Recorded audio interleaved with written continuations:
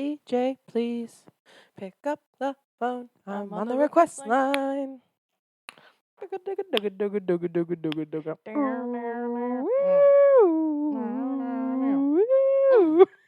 like she's here. Is it worth it? Let me work it. Put my thing down, flip it and reverse it. Is your from a different plan? Yep. Is your from a different plan? Yep. If you got a big, you know I'd do it. I knew.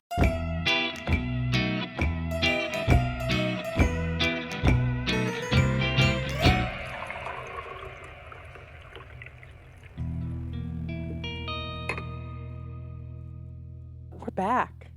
And better than ever. I'm Kelly. I'm Tamra. And this is Ghoul Beans. Do you want to redo it so you can get your little... No, I like it. Okay. I like having to be on the fly. Having to be on the fly, meaning it's like not at all there until the echo. How are you, Tamra? I'm doing good. How are you? I am good. It was a long journey here. Yeah. But we are here. I was like, okay. So for our sips and tips, I went to a place that I thought would be pretty much down the street. I really did. I was like, oh, level up. It'll be right there. Because you searched, in fairness. I Google searched, which I don't know if other people have this problem. My Google Maps doesn't work. A lot of people's, it'll be like the best route, the fastest route. Mine is just the craziest route. You haven't... Are you sure your settings aren't to, like, avoid highways? No, there are no settings on there. Right? It just hates me. This has been since I've known you, I think. It picks, like, just, like, this... Not even just the scenic route, like, the bizarre, like... Truly. And trucking routes. the dirt paths. Yeah. Because this is a new phone. And this has been happening since I worked at that hotel. Like, She's new? In the She is new. She's new. What are you talking about?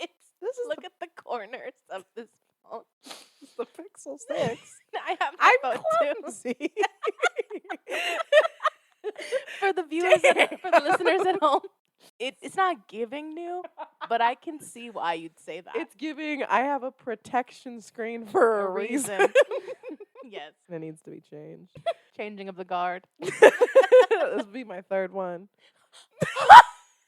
No, not this woman going, oh, it's new. I drop my phone a lot. Yeah. Yeah, Google Maps is just like your Google Maps. My Google Maps. Yeah, everyone else is like, oh, it's going to take 10 minutes. And mine's like, buckle up, baby. Yeah. 30 minutes at least. I have a mother-in-law that insists on using Waze. Insists upon it. And it's a little ghosty, though. Yeah. It's like a little, like a blurb, but if a blurb was sentient. Okay. Yeah. And it has its benefits for sure. I think it does. I feel like it automatically, like the minute that there's a cop on the road, it's like, there's a cop. There's a cop on the road. Yeah, seriously. And Waze is like, be warned. Yeah. They're out today. Like, literally, it's like, remember, it's the end of the month, and Murphy hasn't reached his quota. You're on the list. Sick, but his partner is gearing up. And you know how Bennett loves to fry him. Like, the most, like, it's talking in code. The blurb is talking in code. But yeah, so, and then also, like, she likes to disregard the, she'll be like, I'm not doing that. One insists on using something because she doesn't trust maps, and then on top of that, deciding to ignore it entirely. I do still remember, like, when printing. Maps, yeah, when you had, what was it called? MapQuest. Yeah. It was really unhelpful because I was not in practice with, like, looking at road signs. Also, you have severe ADHD. Yeah. And same. And then, like, my mom would get mad at me. She'd be like, you're supposed to tell me when to turn. Yeah. And I'm like, well, 1, I'm 12. And 2. Oh, my God. 2, no, you should be cognizant of where the exit is, Debbie. One of the most iconic moments in my childhood is I was reading off of MapQuest to my mother. I wonder how many people have the same exact start to their memories. And she's like, okay, what's the next turn? And I was like, turn right on so-and-so Blurb. And she was like, what did you just tell me? And I was like, it says turn on Blurb. I mean, you're not wrong. On Gregory Blurb. And she was like, Boulevard? And I was like, how am I supposed to know? I'm 12. Mm-hmm. And she was like, you can't be looking for doctors and streets out on the road. Or doctors and saints. Iconic. I'll remember it forever. It's golden. But, Wow. Bloved. So anyway, I don't know what I was doing. I was looking for doctors and saints on the road, but I went 30 minutes off course to get this just okay coffee. Yeah, unfortunately, it is mediocre at best. It is. The coffee shop is called Level Up Cafe. It's a really cool concept. You go in and you can order either coffee or they had alcoholic beverages. Oh. Yeah, and then they had a ton of arcade games. And cute. they even had air hockey. And if you order something, all the arcade games and air hockey and stuff, it's free. You get to play forever. Wow. Yeah, so I was like, I would love to come back here, but I said that before I tried the coffee. I'd go back to play arcade games for free. Yeah, you don't know if they have like a bomb cocktail menu. Yeah, they could, but the coffee is mine's like it's not bad, but it's just like I could have had a V8. You know what I mean? So what did you get? What is your coffee? I forgot. Allegedly I got a latte with toasted marshmallow syrup. And I say alleged because I don't know if the espresso's in the room with us right now. It's not giving espresso. It is giving coffee flavored and also no toasted marshmallow. It's just milk with like coffee flavored syrup. Yeah. I've actually had stronger coffee at like Dunkin'. Honestly. Coffee. Yeah. And this is supposed to be espresso. For sure. I agree. I just feel like I'm drinking very weak coffee with cream, and I ordered the Nutty Irishman. Ooh, tell us about the Nutty Irishman. He's supposed to be filled with vanilla and wit and also charm. Hazelnut. And he's giving none of it. He's giving milky coffee. Which, to do you want to try mine? If I was just, like, I do like just milky coffee, but yeah, please try mine. Oh my God. Yours is even less coffee than mine. What is this? Girl, this is water. Yours is warm 2% milk. Yours is like they cleaned up the like grounds trap and some of that fell into your milk. Yeah, and they thought real hard about marshmallows while they did it. Oh yeah. Yeah. So, Level Up Cafe, cool concept. Definitely go check it out if you'd like. What we tried, we can't recommend. Yeah, I can't say that it's incredible. I also, as we stated last time that we should do, I asked if she had any ghost stories, and she said no. She promptly turned you down. And then I had to wait for the rest of the coffee to be made. Oh, damn. So, but yeah, they had like classic arcade games. They had Mortal Kombat. They had Centipede. They have that here. They have multiple locations. It's called Replay. Oh, yeah, but that's different. It's not that different. It's better. Oh, yeah, it's a lot better. I can recommend the one that's in, I think, Lincoln Park. Yeah. Love that one. It's right off Belmont. Mm-hmm. Used to be called Headquarters. Ton of pinball, ton of video games. It's really fun. They got Steam nights too. We should go there again. I haven't been there since a long time. No, I've been there multiple times. And I went there with Robin for my birthday, I think, 2 years ago. Mm-hmm. She came down and she took me out. And we literally, just the two of us, balled out. It was incredible. It was so much fun. And, like, everybody's our age now and, like... Are they? I feel like they were all college kids. No, they're older now. The little Gen Z college kids, they don't want to go to Replay. Where do they want to go? They want to do Molly in their dorm. Well, good for them. Good for them. Good for them. I get to enjoy the arcade pinball for us. Yeah, they do out here. This has turned into an ad for Replay. They do themes. Yeah. The one closest to us right now, they recently had a Bob's Burgers one, but I've been whenever they had Squid Game. They've had Stranger Things. Oh, that's fun. I think they've done Shrek. They did Friends once. Oh, cool. Yeah, very cool. She's saying that, but it's actually really nice. No, it's really nice and fun. We should do an episode after we go to Replay. Okay, cool. Maybe they have ghost stories. It is kind of creepy. Yeah, it's in old Belmont, Chicago. Like they got stories. You can tell. I wonder if DePaul has any stories. If they've seen Vinny walking around. I've seen Vinny walking around with those ghost children looming upon us when we're on the L. Exactly. I lived like in his forehead for a while. You did. Oh, it's good. Oh man. So Level Up, I wouldn't recommend, but Replay, definitely go there. They don't have coffee though, so really, this has gotten off track. Why do we care this week? Why are we scared? Why do we care? Well, you came down to visit me, and I'm in the city. Yeah. It is February, the day of love, the month of love. The month of love. The month the of fires love. of love. I've been quoting the Grinch a lot lately. And I was quoting the Grinch at the New Year's party. I didn't make everybody do it, but everybody just did it. So I told you I've been walking around my apartment going, fruitcake fa la la. Nobody can say anything with like an upper inflection because I start going, fruitcake fa la la. That's true. Are you sexually attracted to the Grinch? Not at all. In fact, he used to freak me out. But I do think he's so cute when he's a baby. Yeah. Well, I don't know why I put makeup on. There's no saving anything. I was just talking about your wet eyes the other day. Kelly has chronic tears. I don't know how to describe it. Any experience of joy, there's tears falling. Or fear. Truly. I have overactive tear ducts. I got the most like scientific, insane eye exam like 2 days ago. Oh, really? Yeah. Are they okay? They're incredible. Your eyes? When I have contacts in, the optometrist told me that when I have contacts in, I have better than 20/20 vision. He said I have some of the most correctable vision he's ever seen. It's so interesting. Because he had me do like, read the bottom line. And he had me go to the further ones where he had to put in a separate slide and be like extra credit. And I got them all. So why do you have glasses? Because when I like need them. I cannot see. I'm so confused. Without these, Yeah. I can't see. Really? Yeah, it's really hard. I've had glasses since 2nd grade. But when I have glasses on, my vision is so correctable that it's like beyond a healthy person's. That's amazing. Yeah. I feel like that's how it should always be. But that's why I thought of your eyes that being wet because they gave me really like juicy contacts. And I was like, is this how people live their life? Like Kelly's eyes are always wet. Does she always have like juicy eyes?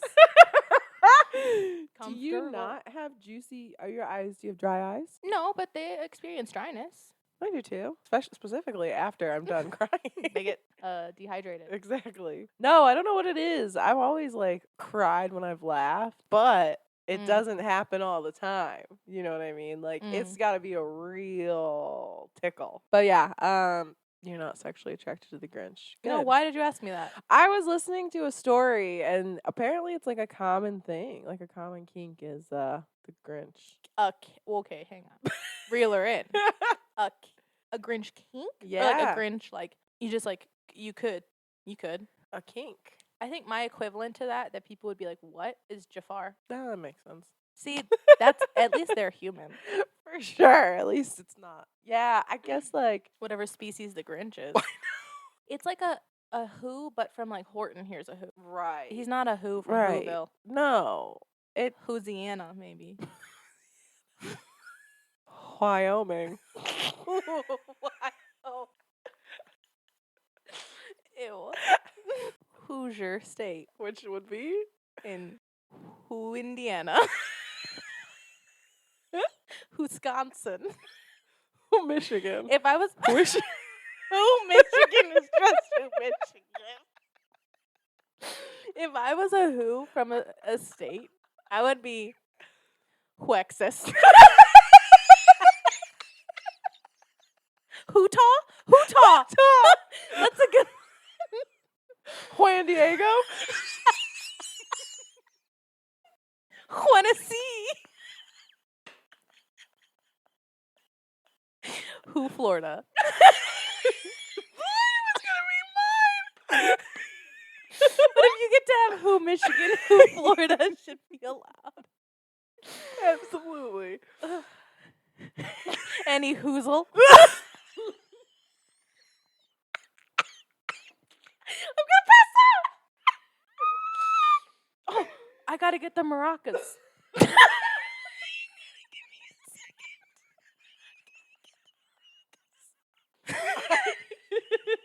I'm unwell. I'm unwell.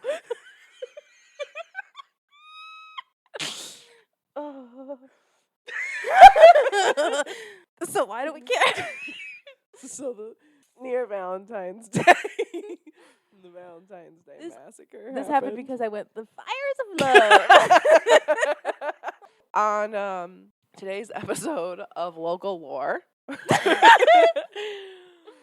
talking about the Valentine's Day Massacre that obviously happened on Valentine's Day, and it'll be our only local lore before Valentine's Day, so we care because of that, and it's huge history in Chicago. We used to live right over there, which is why we're scared. So for those of you that don't know, Al Capone ran Chicago. Anything south of the Chicago River was really his area and territory. And anything north of that was his enemy, Bugs Moran. I love that. Yes. In 1929, the morning of Valentine's Day, during the height of Prohibition. So the cops weren't supposed to be drinking, but they were drinking.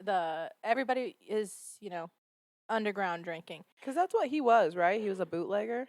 Yeah, so he was controlling the sales of alcohol. And he really ran things out of Cicero because the governor at the time was like, tough on crime, I guess. Yeah. And then he went up to the old mayor, It was the mayor. Yeah. The old mayor before them.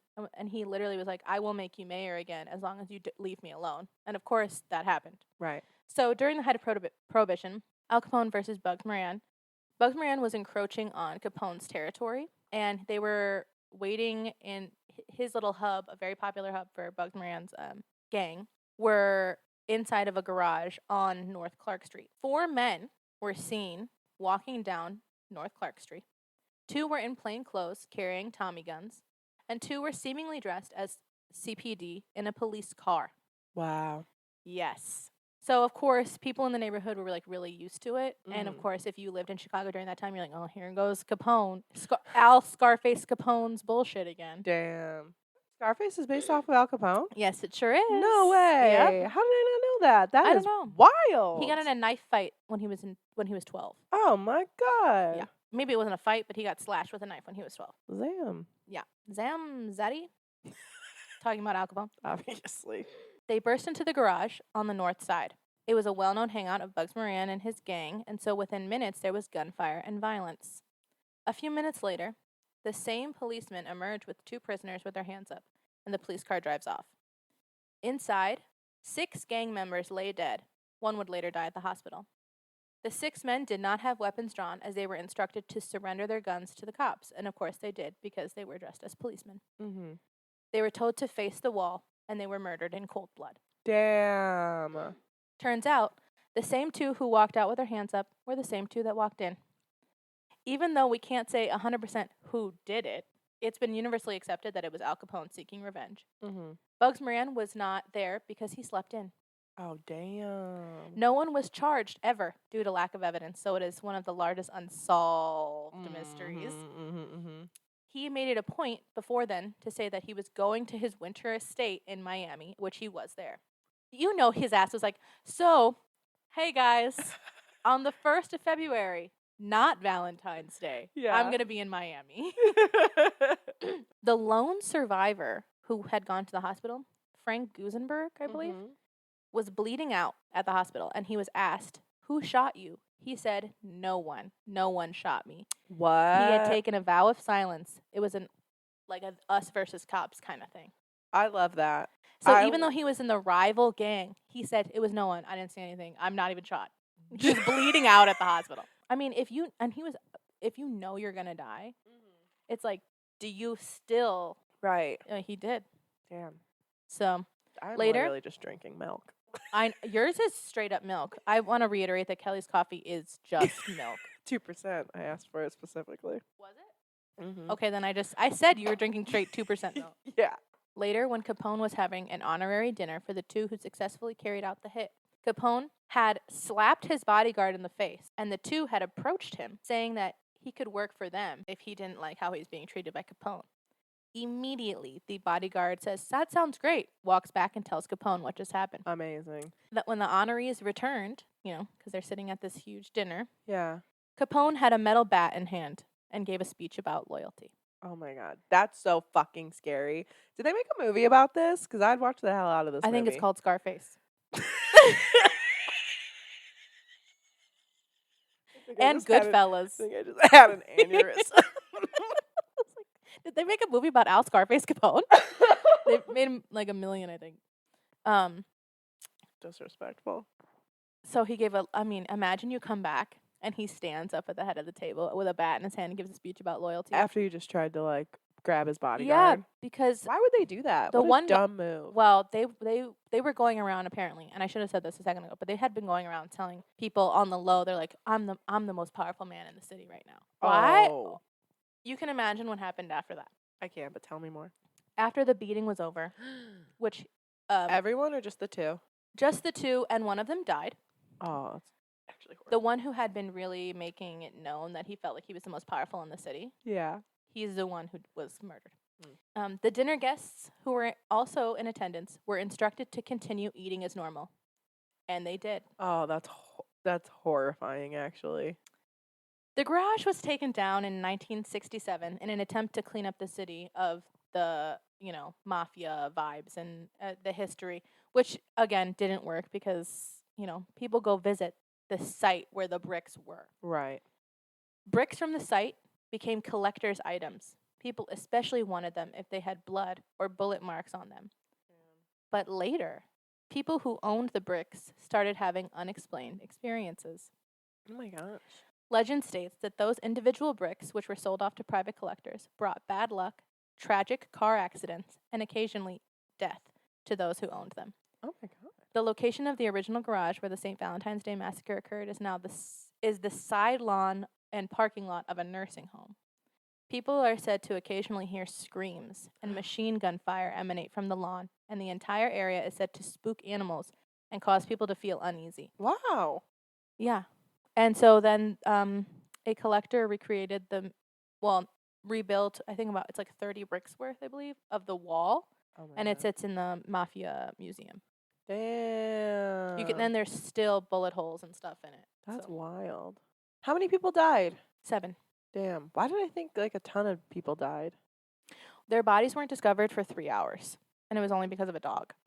Wow. Yeah. Damn. Yeah, I don't know why in my head I thought like it was a huge thing. Like it's a huge thing. Don't get me wrong. Right, but I thought there was like a lot of people that had got caught in the crossfire.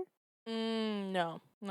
It was a massacre because of the 7 people that died, and from what I'm recalling, that 2 of them were just associates of Bugs Moran, like a physician and like a regular schmegular guy. Yeah. But he was associating with the wrong crowd. For sure. So they also died. Damn. And sleeping in saved lives. Like he literally narrowly escaped because he overslept. That's crazy. Yeah, so that is the St. Valentine's Day Massacre. The site is, there's a gate now, but you can go up to it. I'm sure that they could do tours and stuff. But I think also why it is made to seem like it's a much bigger event than it is because there are other locations that are affected by this now. Yeah. So, like, people looking for evidence that he orchestrated the hit. Right. And, like, it also emphasized the brutality of Al Capone, especially because the next day, or maybe the day after that, the bloody mess and like the mugshots and horrible pictures were printed front page on the newspaper. Yeah. So if you don't want to see any of that, don't even consider looking it up because it's like the first thing that comes up. I feel like I learned a lot. Yeah. And I don't mean to like make light of any subject with Al Capone. Like obviously he did a lot of bad stuff and like that is a really horrific story. So me saying like I would watch that movie is a little insensitive. So I do apologize for that. I don't even think it's insensitive because they did make a movie about it. For sure, but still like we were saying kind of like do we really want to back up a criminal? It's hard though cuz like you're saying he was a Robin Hood of sorts, mobsters. It's wild. That was a really cool story. Yeah. Thank you. Yeah, you're welcome.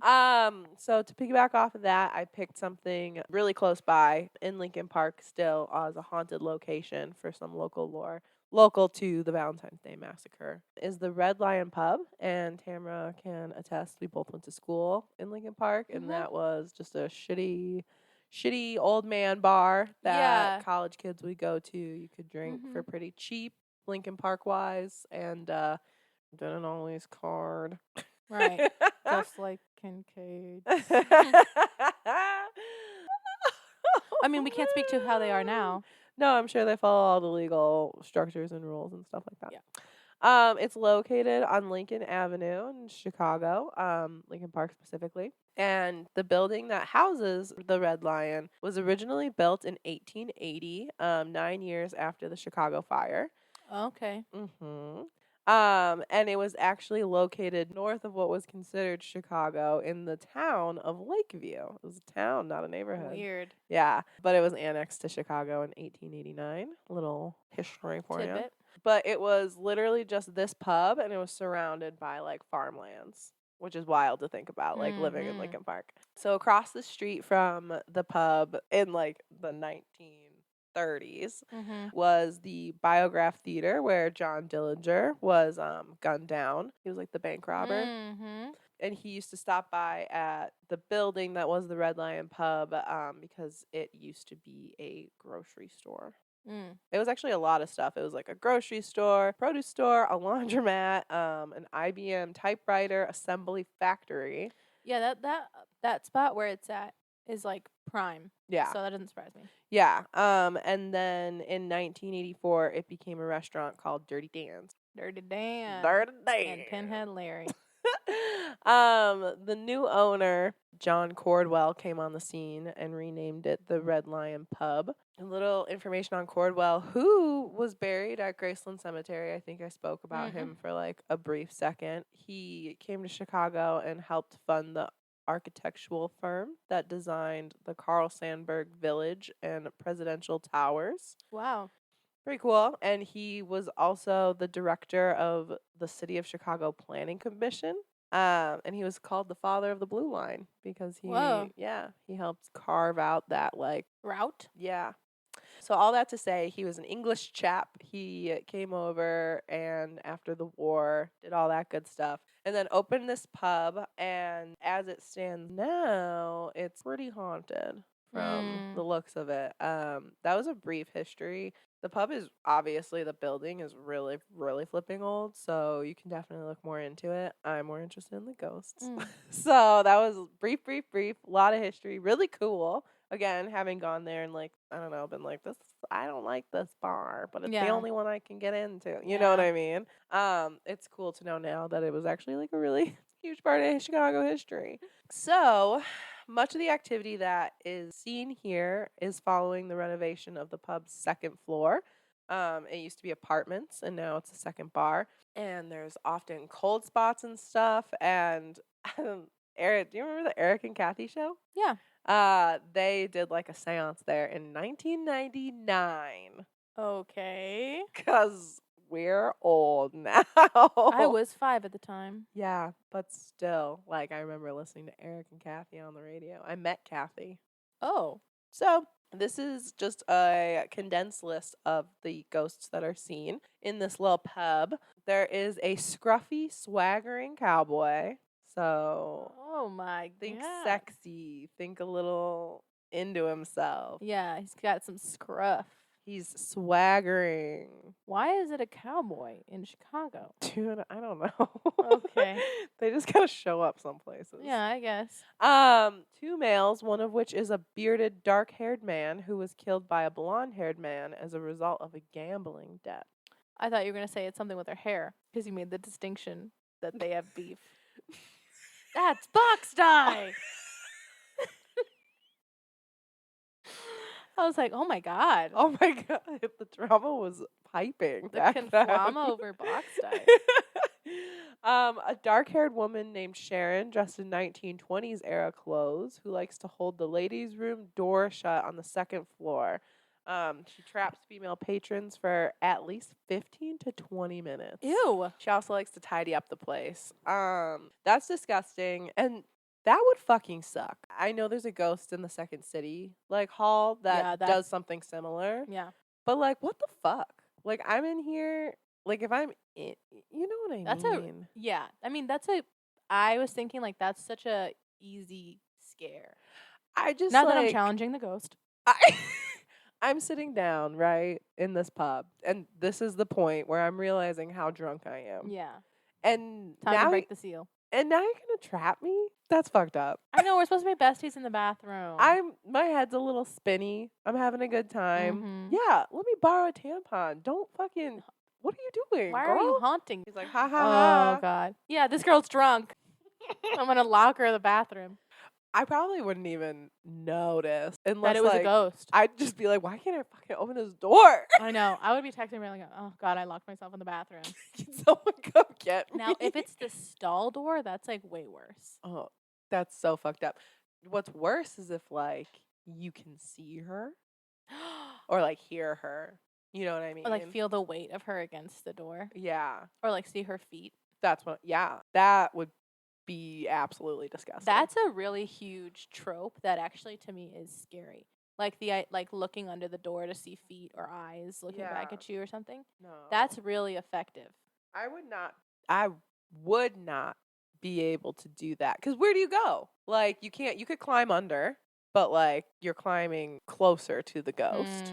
You could climb under to the next stall, Right. but The door's like shaking. right. Oh, no, cuz easily like if someone's standing at the door and you can see their feet cuz American bathrooms are made very poorly. Yeah. So there's gaps everywhere. I'm Yeah. basically on display. Mhm. So yeah, that's a horrifying ghost. A disembodied female scream, also from the restroom upstairs. It's the same one. Fuck that. That's that same lady. All of a sudden, if I can't open the door and then a piercing scream happens, Oh, damn. And you're kind of drunk. yeah, You sober up real quick. real quick, I shit my pants. Well, That's a good place to be, honestly. yeah, I was going to say. So, according to Richard T. Crow, who wrote Chicago's Street Guide to the Supernatural, when the scream was once heard in his personal presence, a woman cop kicked in the locked door only to find no one inside. That's gross. She kicked in the locked door and no one was in there. Yeah, because she heard a female scream. I wonder if the ghost, the female ghost or scream that like, is terrorizing people, Yeah. dislikes women or dislikes men. Or both. Yeah, I wonder. It sounds like She dislikes women. yeah, it sounds not great for the She women. sounds yeah. She's Pick Me was a great Yeah. Yeah. but that she like doesn't like having a competitive presence or something. To be fair, for shits and giggles, like that's a great way to spend your time as a ghost. I have always thought that. These people are not living their best lives, but They're haunting their best afterlives. yes, their afterlife is filled with ooks and spooks. Yeah. Like what else are you gonna do? You're stuck in a bathroom for eternity? Of course I'm locking you in there. She seems like she's choosing the bathroom. That's true. That's Yeah. true. Because it used to be apartments up there. It used to be a lot of stuff. So who knows like what it was when she Right. died. There's a 20-year-old woman who was known for wearing too much lavender perfume, and so now like the smell of lavender can be I love stuff like that. me Like, too. and I especially like it whenever like knowing about it afterwards. Yeah. Like when people like in the Congress and we were like, it smells like cigarettes and stuff in here, and then security guard Johnny said that it smells like cigars. Yeah. So I actually Oh my God, here we go. my father passed away when I was like 7. Mm. And I think you already knew that, but I did that for the pod. Mhm. Fatherless gang. Fatherless gang. Boom. So I think like maybe I was like 12 or 13. I was sitting on my mom's bed, and all of a sudden, like the overwhelming smell of men's cologne like happened. Yeah. And like I literally and I love the smell of men's cologne. Yeah. And so I like was like, what the fuck? And it was just there, and it was strong, dude. Mm. And I didn't recognize it as Where like were you? I was in my mom's room. Like, I mean, I'm saying like, did she have like a bathroom or something? in No, so I was on her bed. there? Okay. I mean, she did have a bathroom there, but it was far away. It was like not connected. And Okay. she was downstairs, and like no one else was Okay. home. Yeah. No, I was just in there watching TV maybe, or Sure. just like sometimes I would just walk around my house and like place my butt somewhere for a little Yeah, bit and just sit that's for me a couple now. minutes. I'm like, Yeah. you know what? I haven't been to the dining table in a while. Yeah, let me just like sit here for 2 minutes. Yeah. So I was doing that, and yeah, the overwhelming of cologne, and I didn't recognize it. Like it had been a couple years, like what 7 to 13. That's like 5 years. Like since my dad had passed, I didn't remember what he smelled like or anything. And I was like, oh my god, that is really, really strong. Mm. So it went away, and I felt good, and like the smell was really comforting. Sure. I was like, that was weird. So I literally got my ass up because I already believed in ghosts. I wasn't like, what was that? Got my ass up and like started rummaging through the like cabinets of my mom's bathroom. And nothing was there. Like all her shit's there and stuff like that. And like we kept a lot of stuff from my dad, but like a lot of that stuff probably got thrown away. I opened the medicine cabinet, which she did not use. Like she had all her medicine in the thing. And in the medicine cabinet was like the gold bond that he used to use, and like something else, and like a tiny little thing of cologne. I open it up. Bitch, if this was not the exact same smell. Were you overwhelmed? That's when I started crying. Yeah. I was like, what? Like, it was wild. So Whoa. It was really cool. And like smell has always been like a thing. And I know it's common for memories and stuff. Yeah. But I wonder if that was happening for your mom because that was her room. Maybe. I wonder if like he would visit her a lot. I don't know. I should ask her if that ever happened to her. But I remember that specifically. It was wild. So yeah, that's what people experience with the lavender. Colin Cordwell used to speak of his invisible friend to the video store owner across the street at the red. Yeah. So he used to like speak of his invisible friends. And they kept letting him come into the pub? He was the pub owner. Oh, he was talking to people across the street. Yeah. The pub owner. Yeah. Colin. Yeah. Got it. And he would talk about his invisible friends. He said that the malicious former owner was the one who pushed him down the stairs, and he was sent to the hospital. Yeah. Oh my God. Okay, so there's bad energy in here. Yeah. And that was was not just like energy. A long time ago too. Cordwell passed away in 1999. Okay. And allegedly appeared as a bright smoke-like spirit in a photo taken of a couple one night in the pub in 2003. Okay. The vibes in this pub, man.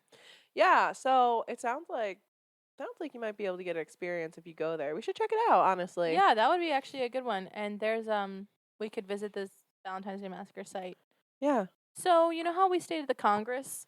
Yeah. And it's like the most haunted hotel in America?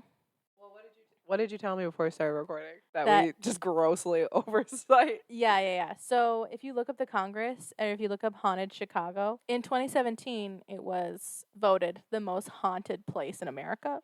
And we had not seen that article.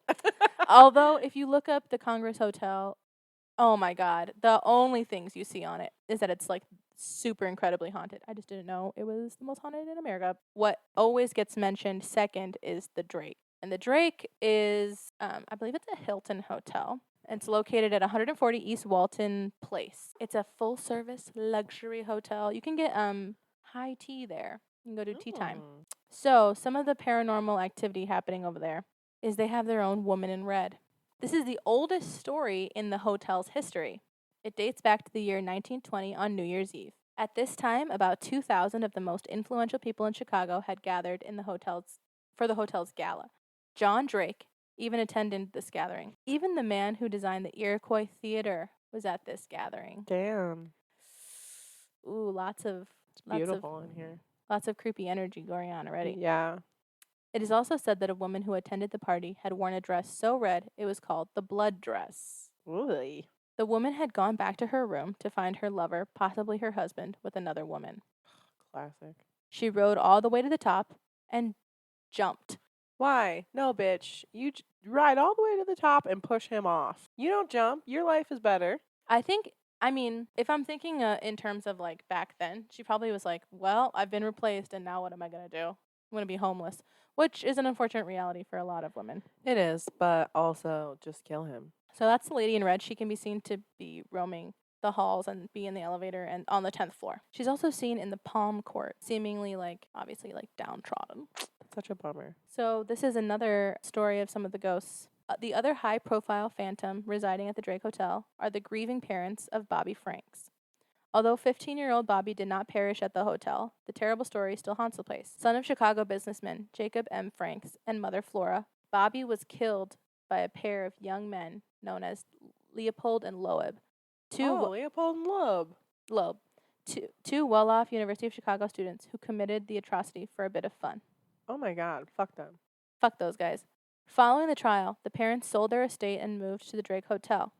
They never moved out. Jacob sustained a fatal heart attack in 1928, just 4 years after the death of his son, and 9 years later, Flora followed. The intense sorrow of losing a loved one to a heinous crime, especially a child, leaves a deep imprint. From their suite at the Drake Hotel, Jacob and Flora Franks continue to mourn the loss of their dear Bobby almost 100 years later. Oh, that's so sad. So his parents are there. Okay. They both died in the hotel. That is a bummer. To say the least. And lastly, the woman in black. That's scary. The woman in black. In red is woman in white is like, so La Llorona, we get it. Right. Although I guess like that's really creepy actually too. I would think like Lady in Red. She's like mysterious. she's like sexy and sad. Yeah. There's Lana Del Rey playing in the background. Exactly. She's how I think I look when I'm like singing out my window when it's with raining. a cigarette. Where can my lover be? Like very that. Yeah, Lady in Black. Well, let's hear about her. The unfortunate. Okay. No, I'm scared. Okay.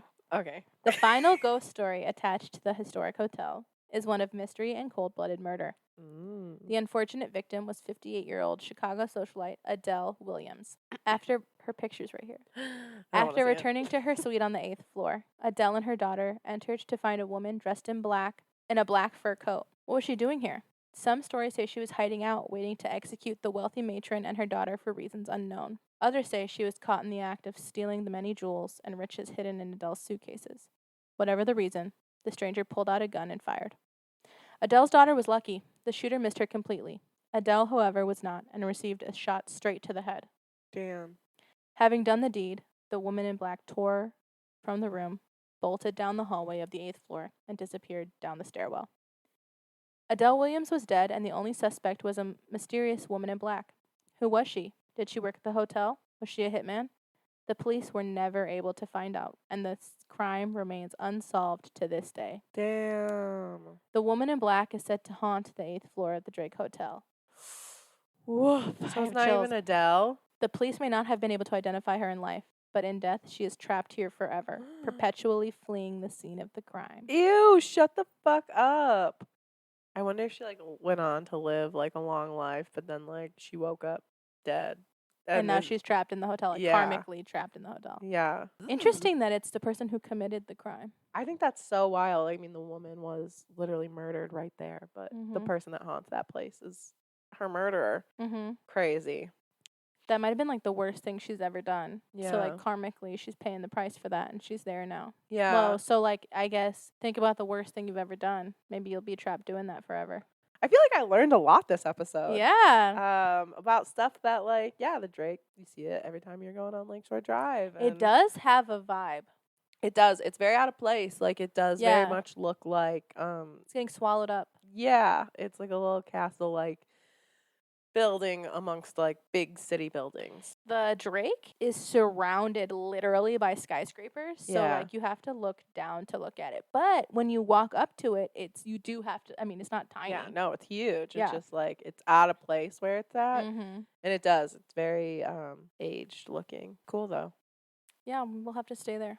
Yeah. To see if we. Oh, the woman in black. That's horrifying. Girl, I cannot. Well, that's what we have for this episode. If you want to head over to our Patreon, it's in our bio on Instagram. If you want to send us ghost stories, things that you want to hear on Roasted and Ghosted, or local lore, or if you know of any good coffee, you just want to say hi, please DM us on Instagram or go ahead and send an email to ghoulbeanspodcast@gmail.com. All of this stuff is in our link on that bio and Instagram. Don't forget to rate and comment on anywhere that you listen. Wherever you can rate us, go rate us. Please. We love it. We love it. Comments. Say something nice. Say something productive. Right. But also, the next episode is going to be a Ghouls Being Ghouls. So if you have any ghost stories, or if you know anybody that has a ghost story that you love, send it in for them. Oh, that's so true. Or message them to send us that ghost story. That'd be great. But yeah, thanks for joining us. and spilling the ghoul beans.